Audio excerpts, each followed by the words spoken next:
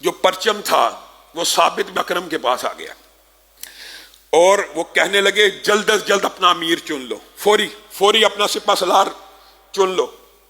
صحابہ نے کہا آپ ہی بن گئے، آپ نے اٹھا لیا، کہا میں اس اہل نہیں ہوں۔ تو حضرت خالد ابن ولید کو متفقہ طور کے اوپر وہاں پہ سپہ سالار چنا گیا۔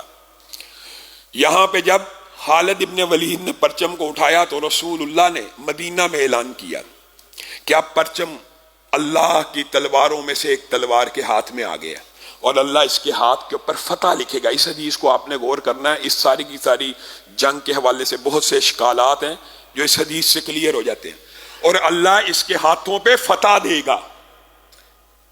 اللہ کی تلواروں میں سے ایک تلوار کے ہاتھ میں پرچم آ گیا اور اللہ اس کے ہاتھوں فتح دے گا۔ اب حضرت خالد ابن ولید نے شام کے وقت، جب عبداللہ ابن رواحہ شہید ہوئے ہیں، شام کا وقت تھا، پرچم کو اٹھا لیا، رات گئے تک لڑتے رہے۔ اگلے دن صبح حکمت عملی کے ساتھ میمنہ کو میسرہ، میسرہ کو میمنہ، ساقہ مقدمہ یعنی جو پیچھے تھے ان کو آگے اور آگے تھے پیچھے لے آئے، پرچم تبدیل کر دیے۔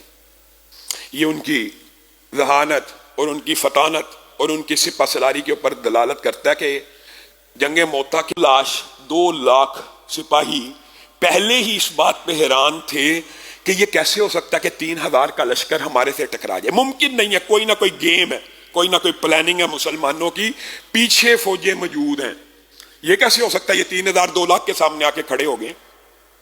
اور جس حکمت عملی سے صحابہ نے صفیں باندھی تھی وہ آپ کے سامنے رکھا کہ 100-200 کی لائن، 100-200 کی فرنٹ کے اوپر، دونوں سائڈیں محفوظ تاکہ پورے کا پورا لشکر ایکسپوز نہ ہو جائے۔ فرنٹ لائن کٹے تو ہی پچھلے کی باری ہے، اور آپ حیران رہ جائیں گے۔ حضرت خالد ابن ولید خود بیان کرتے ہیں کہ جنگ موتا میں اس ایک دن، جس دن یہ حکمت عملی بدلی، اس ایک دن میرے ہاتھ سے 9 تلواریں ٹوٹ گئیں، 9 تلواریں۔ اور جو جنگ کے ماہرین ہیں وہ اس بات کو سمجھتے ہیں کہ ایک تلوار ٹوٹنے تک، کند ہونے تک، زنگ آلود ہونے تک، کھوکھلی ہونے تک کم و بیش 20 سے 25 افراد اگر اس تلوار سے مرے تب اس تلوار کی یہ کیفیت ہوتی ہے۔ بعض نے تو 100 بھی لکھا، بہرحال 20-25 پہ آپ اکتفا کر لیجئے۔ 9 تلواریں اکیلے حضرت خالد ابن ولید کی ٹوٹی، اور آپ حیران رہ جائیں گے اگر آپ اس جنگ کا حوال پڑھیں۔ رومی انہوں نے آج بھی جو ان کی لیٹرز اور خطوط اور اس جنگ کی تاریخ کے اوپر وہ بھی حیرت زدہ ہیں کہ یہ کیا ہوا، یہ کیسے ممکن ہے۔ لیکن جیسے ہی یہ حکمت عملی بدلی، رومیوں نے کہا کمک آ گئی ہے، یہ رات وقت، یہ کل والے تو نہیں ہیں، جو وہاں تھا نظر نہیں آ رہا۔ ساری کی ساری ترتیب بدل دی، نئے چہرے، نئے پرچم، پورے کا پورا جنگ کا نقشہ کمپلیٹ ہو گیا۔ وہ کہنے لگے دیکھا یہی ہم کہتے تھے کہ پیچھے بہت بڑی کمک موجود ہے، اب وہ نئی کمک آ گئی ہے، یہ اتنی دیر ہم سے لڑتے رہے ہیں، اب تازہ کمک آ گئی ہے۔ ان کے دلوں کے اوپر ہیبت بیٹھ گئی، روب بیٹھ گیا۔ کتنے لشکریوں کے مقابلے میں؟ 3000 کے مقابلے میں 2 لاکھ۔ کبھی تاریخ نے یہ منظر نہیں دیکھا۔ اور جس چیز کو رسول اللہ نے فتح کہا تھا وہ بھی عجیب ہے۔ حضرت خالد ابن ولید نے اگلے دن جب یہ تبدیلی کی، وہ دہشت زدہ ہو گئے، 9 تلواریں اکیلے خالد ابن ولید کی ٹوٹی۔ صحابہ نے وہاں پہ ایسے جنگ لڑی جیسے جنگ لڑنے کا حق ہوتا ہے۔ تو رومیوں نے سمجھا کمک آ گئی ہے۔ یہاں پہ حضرت خالد ابن ولید نے اپنے ساتھیوں کو آرڈر کرنا شروع کیا، چند قدم پیچھے ہو، چند قدم پیچھے ہو، چند قدم پیچھے ہو۔ آہستہ آہستہ پیچھے جانے لگے۔ اب رومیوں نے کہا یہ ٹریپ ہے، یہ اب ہمیں اپنی طرف مبتلا کر کے ہم آگے جائیں گے، یہ ہمیں گھیر کے قتل کر دے، آگے نہ بڑھ سکے۔ دہشت زدہ اور خوف زدہ ہو کے حضرت خالد بن ولید آہستہ آہستہ آہستہ آہستہ، جب فاصلہ اس قدر ہو گیا کہ صرف تیر انداز تیر پھینک سکتے ہیں، تو پھر تیزی سے بیک ہوئے، بہت تیزی سے بیک ہوئے، اور پھر اپنے لشکریوں کو کہا چلو اپنی ریاست اور سلطنت کے مرکز۔ بعض صحابہ نے، روایات موجود ہیں لیکن ضعیف ہیں، بعض نے اعتراض کیا، لیکن حقیقت میں عمارت کے اوپر اس وقت کوئی اعتراض نہ کیا کرتا تھا۔ حضرت خالد بن ولید نے کہا جو میں تمہارا لشکر کا سپہ سالار ہوں، جو میں تمہیں کہہ رہا ہوں تم نے وہ کرنا ہے۔ یہ ممکن نہیں ہے کہ ہم ان 2 لاکھ افراد کو یہ 3000 شکست دے دیں۔ پوری تیاری سے آئیں گے، موسم کا پتہ چل گیا، ان کے جنگی ہتھیاروں کا پتہ چل گیا، ان کی ٹریننگ کا پتہ چل گیا، چلو رسول اللہ مرکز کی طرف چلو اپنے، اور وہاں سے احکامات لو۔ اب یہاں پہ ایک مرتبہ آپ کے سامنے حضرت خالد بن ولید کا، حضرت عمر بن عاص کا اور عثمان بن طلحہ کا واقعہ بیان کیا تھا کہ جب انہوں نے اسلام قبول کیا تو رسول اللہ نے کہا تھا قریش نے آج اپنے جگر گوشوں کو محمد کے حوالے کر دیا صلی اللہ علیہ وسلم. اور خالد بن ولید کے اسلام لانے کی بہت بڑی جو وجہ وہ بیان کرتے کہ میں جب بھی رسول اللہ سے جنگ کیا کرتا تو اس کے بعد میرا دل بے چین ہو جایا کرتا تھا کہ میں یہ کیا کر رہا ہوں. حتیٰ کہ صلح حدیبیہ کے مقام کے اوپر جب میں نے ان کے اوپر اچانک حملہ کرنا چاہا اور رسول اللہ کو اللہ نے اطلاع کر دی اور تیزی سے ہمیں شکست ہوئی، وہاں پہ بھی میں یہ کام نہ کر سکا تو میرے دل میں یہ بات بیٹھ گئی کہ رسول اللہ کا رابطہ ضرور عرش والے رب سے ہے جو ان کو اطلاع مل جاتی ہے. اور پھر ان کے بھائی ولید بن ولید نے بھی ان کو لیٹر لکھا کہ رسول اللہ صلی اللہ علیہ وسلم نے مجھے کہا ہے کہ خالد جیسا شخص اسلام کی خیر سے محروم نہیں رہ سکتا، اور خالد کو کہو اگر وہ آئے تو ہم اس کو اکرام اور اس کو تعظیم دیں گے اور اس کا استقبال کریں گے. تو ولید کا یہ خط بھی حضرت خالد ابن ولید کو پہنچ چکا تھا. لیکن وہ خود بیان کرتے ہیں جو سب سے بڑی تبدیلی، جو ٹرننگ پوائنٹ ہے، یہ جنگ موتا سے پہلے تینوں رسول اللہ کے پاس آئے تھے. وہ ٹرننگ پوائنٹ یہ تھا کہ انہوں نے ایک خواب دیکھی کہ وہ ایک صحرا کے اندر موجود ہیں، ویران چٹیل پہاڑ ہیں، کوئی سبزہ کوئی پانی نہیں ہے. تھوڑے عرصے بعد اپنے آپ کو ایک سبزہ دار میں دیکھتے ہیں، پودے لہلہا رہے ہیں، فصلیں کھڑی ہیں. تو حضرت ابو بکر سے جب انہوں نے بعد از اسلام یہ بات کہی تھی کہ اس خواب نے میرے دل میں اسلام کی امید اور کو ابھارا تھا، تو حضرت ابو بکر نے یہ کہا تھا بے شک تیری خواب کی تعبیر ظاہر ہو چکی ہے، تو ویرانہ اور صحرا اور بے آب و گیا سارے کے سارے میدانوں کو چھوڑ کر اسلام کی چراگاہ میں داخل ہو چکا ہے. تو حضرت خالد ابن ولید جب واپس پہنچے، یہاں پہ ایک ضمنی طور پہ بات ہے جو حضرت عبداللہ ابن عمر کے بارے میں روافظ پھیلاتے ہیں کہ جی وہ بھی بھاگ نکلے تھے، انہوں نے بھی فرار کا رستہ اختیار کیا.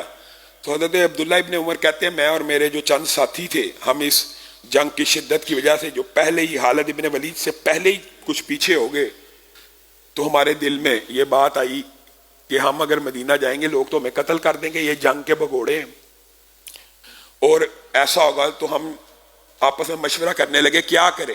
رسول اللہ کو پیغام میں یہ معافی ملتی ہے نہیں ملتی؟ کہا نہیں، لشکر کے ساتھ آئے ہیں، لشکر کے ساتھ چلے جاتے ہیں. آخر یہی فیصلہ ہوا کہ جب ہم رسول اللہ کی بارگاہ میں پہنچے تو اللہ کی قسم رسول اللہ نے ہمارے اس پیچھے ہٹنے کو قبول کیا.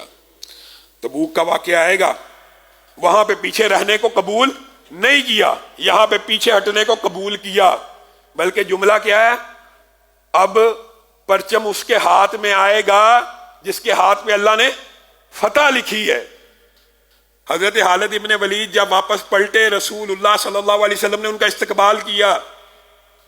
اور اسی بات کو علامہ اقبال نے کہا تھا، جھپٹ کر پلٹنا، پلٹ کر جھپٹنا. یہ اگر جنگ اور مارکے کی حکمت عملی اور اسٹریٹجی ہو تو یہ جنگ سے بھاگنا نہیں ہے. اس نیت سے نہیں تھے پلٹے کہ دوبارہ ان کا مقابلہ نہیں کریں گے، اس نیت سے پلٹے تھے کہ بھرپور تیار ہو کے آئیں گے، بھرپور اسلحہ لے کے آئیں گے، بھرپور نمبرز گیم کو پورا کر کے آئیں گے، بھرپور تیاری اور استعداد کے ساتھ آئیں گے. تو اس طرح کی جنگی کارروائی، اس طرح کی جنگی کارروائی اگر سپہ سالار امیر لشکر یہ سمجھتا ہے کہ اس وقت ہمیں نہیں لڑنا چاہیے، ہمارے پاس پوری استعداد موجود نہیں، وہ جذبات تین صحابہ کے آپ کے سامنے پہلے رکھ چکے کہ انہوں نے کہا لڑنا ہے، اب ہماری آرزوؤں کے پورا کرنے کا وقت آیا، آج ہم بھاگ جائیں، یہ الگ حکمت عملی، یہ بھی جائز ہے، یہ بھی درست ہے.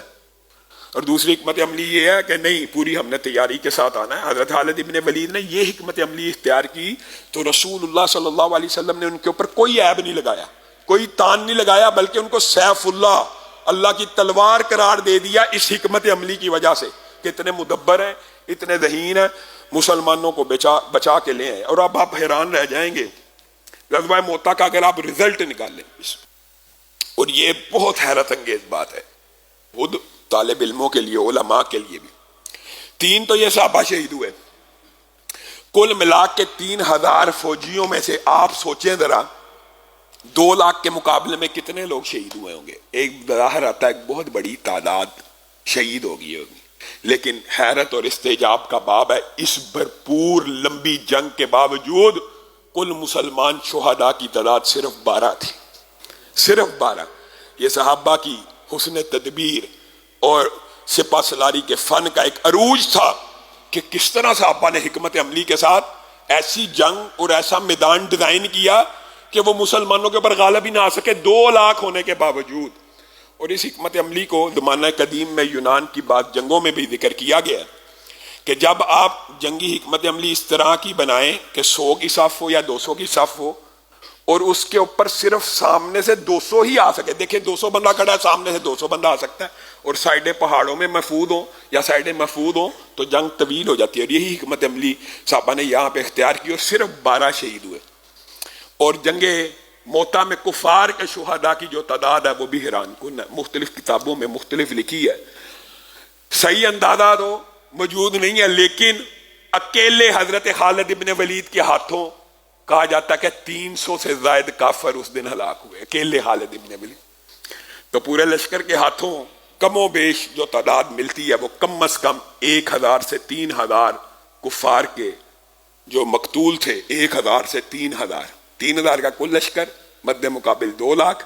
یہاں پہ 3000 والوں کی 12 کی تعداد اور وہاں پہ ہزاروں کی تعداد میں وہ مقتول ہو گئے. بہرحال یہی وہ فتح ہے کہ رومیوں کے اوپر مسلمانوں کی ہیبت بیٹھ گئی, اور رسول اللہ صلی اللہ علیہ وسلم کو بھی پوری تیاری کا رومیوں کے خلاف موقع ملا. اور حضرت خالد ابن ولید کی جو جنگی حکمت عملی اور اسٹریٹجی جو انہوں نے سوچا تھا کہ رومیوں کے علاقوں کا ہمیں پہلے معلوم نہیں تھا.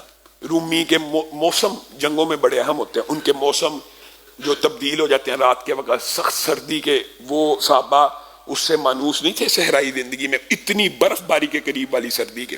ویسے تو صحراؤں میں بھی سردی پڑتی ہے ظاہر, لیکن اس طرح کے حالات و واقعات جو روم کی سرحدوں کے اوپر تھے صحابہ کو ان کے بارے میں معلومات ملی, اور رسول اللہ صلی اللہ علیہ وسلم کے پاس آ کے انہوں نے یہ بلاغ کیا. تو رسول اللہ صلی اللہ علیہ وسلم نے اس پورے کے پورے لشکر کے بارے میں اور شہدائے موتا کے بارے میں ان کو اعزازات بھی دیے, اور پھر یہ بھی کہا ان کے بارے میں کیا کہوں کہ ان کے رتبے بڑے بلند ہیں. یعنی یہاں پہ وہ اظہار ہے کچھ دن گزرنے کے بعد کہ ان کا میں کیوں غم کروں, کہ وہ تو اللہ کے ہاں بہت زیادہ بلند مرتبے والے ہیں.